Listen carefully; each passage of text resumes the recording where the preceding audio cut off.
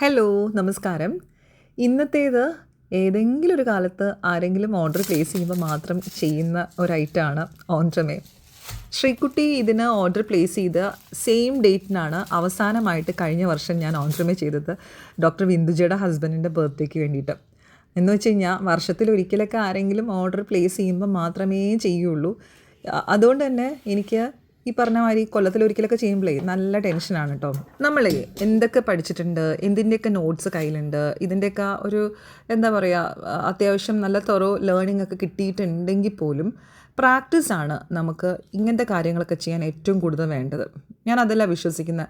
പലപ്പോഴും ചിലരൊക്കെ വന്നിട്ട് എനിക്കറിയാവുന്ന എൻ്റെ കയ്യിൽ ഇപ്പോഴും നോട്ട്സൊക്കെ ഉള്ള ഏതെങ്കിലും ഐറ്റമൊക്കെ വന്ന് ചോദിക്കാറുണ്ട്. എനിക്കത് വേണമെങ്കിൽ ചെയ്ത് കൊടുക്കാം, പക്ഷേ കോൺഫിഡൻസ് ഇല്ലാത്തതിൻ്റെ പേരിൽ മാത്രം ഞാൻ ചെയ്യാറില്ല. ഓൺട്രമയുടെ കാര്യം അങ്ങനെയല്ല കേട്ടോ.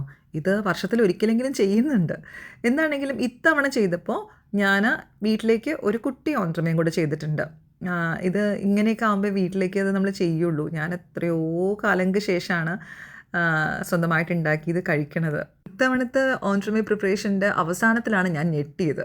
ഈ പ്രിപ്പറേഷനൊക്കെ കഴിഞ്ഞിട്ട് ഞാൻ ശ്രീകുട്ടിയെ വിളിക്കുകയാണ്. ഇതിൻ്റെ എന്ത് ടോപ്പറാണ് കൊടുക്കേണ്ടത്, ബർത്ത്ഡേ ആണോ അല്ലെങ്കിൽ ആനിവേഴ്സറി ആണോ? അപ്പോൾ പറഞ്ഞു, വേണ്ട ചേച്ചി, ഒന്നും വേണ്ട, ഞാൻ അത് വെറുതെ കഴിക്കാൻ വേണ്ടി വാങ്ങിക്കുക.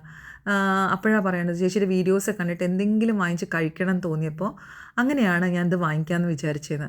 സത്യമായിട്ടും ഞാൻ ഞെട്ടി. കാരണം പലരും അതിന് മാത്രം വലിയ ഒക്കേഷൻസൊക്കെ ഉണ്ടെങ്കിൽ മാത്രമാണ് ഓൺട്രമേയൊക്കെ ഓപ്റ്റ് ചെയ്യുന്നത്. കാരണം ഇത് വെരി എക്സ്പെൻസീവ് സൈഡിലുള്ള ഡെസേർട്ടാണ്.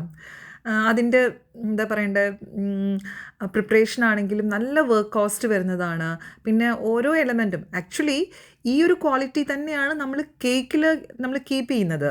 ഓക്കെ, പക്ഷേ കേക്കിൽ നമുക്ക് ഒരു ഫില്ലിംഗ് മാത്രം ചെയ്താൽ മതി, അല്ലെങ്കിൽ അത്രയും കുറഞ്ഞ സംഗതികൾ മാത്രം, കുറഞ്ഞ സ്റ്റെപ്പേ ഉള്ളൂ വർക്കിനാണെങ്കിലും. പക്ഷേ ഇതങ്ങനെയല്ല, ഇതിനകത്ത് നിറയെ വർക്ക് വരുന്നുണ്ട്, ഇതിന് ഒത്തിരി പ്രിപ്പറേഷൻ വരുന്നുണ്ട്. അപ്പോൾ വർക്ക് കോസ്റ്റും ഇൻഗ്രീഡിയൻറ്റ് കോസ്റ്റും ഒക്കെ കൂടുതലാണ്. എന്താണെങ്കിലും ചാൾസ് ശോഭരാജിൽ മാത്രം കണ്ടിട്ടുള്ള ആ ഒരു ധൈര്യം, അതാണ് ഞാൻ ശ്രീകുട്ടിയിൽ കണ്ടതെന്ന് പറയാം. ഇത് നമുക്ക് രണ്ട് രീതിയിൽ ഫിനിഷ് ചെയ്യാം കേട്ടോ, ഗ്ലേസും അല്ലെങ്കിൽ വെൽവെറ്റ് സ്പ്രേയും. വെൽവെറ്റ് സ്പ്രേയുടെ എൻ്റെ ഒരു മെഷീൻ ഉണ്ടായിരുന്നു. ആ മെഷീൻ്റെ ഒരു പാർട്ട് കുറേ നാളായിട്ട് കാണാനില്ല. ഈവൻ ആ മെഷീനാണെങ്കിലും നല്ല എക്സ്പെൻസീവാണ്. എങ്ങനെ നോക്കിക്കഴിഞ്ഞാലും ഇത് ഭയങ്കര കോസ്റ്റ്ലിയാണെന്നേ. എന്നാൽ ഇതിന് വാങ്ങിക്കുന്ന ടൂൾസൊക്കെ നമുക്ക് എപ്പോഴും ആവശ്യമുള്ളതും അല്ല. അപ്പോൾ ശരിക്കും പറഞ്ഞാൽ നമ്മളിങ്ങനെ ഒരു ആഗ്രഹത്തിൻ്റെ പുറത്ത് മാത്രമാണ് ഒരു ഹോം ബേക്കറിനൊക്കെ ഇങ്ങനത്തെ സംഗതികൾ വാങ്ങിക്കാൻ പറ്റുള്ളൂ. കണ്ണടച്ചങ്ങോട്ട് വാങ്ങിക്കുക, അത് തന്നെ. ഇതിൽ ടോട്ടൽ 6 ഫില്ലിംഗ് ഉണ്ട്. ഒരു സ്പഞ്ച്, പിന്നെ ഒരു സ്ട്രോബെറി ഫില്ലിംഗ്, ഒരു ചോക്ലേറ്റ് മൂസ്, പിന്നെ ടെൻഡർ കോക്കനട്ട് ഫില്ലിംഗ്, പിന്നെ ഒരു പീനട്ട് മൂസ്, എന്നിട്ട് ലാസ്റ്റിൽ ഗ്ലേസ്. അങ്ങനെ സംഭവബഹുലമായ ഒരു ഓൺട്രമേ.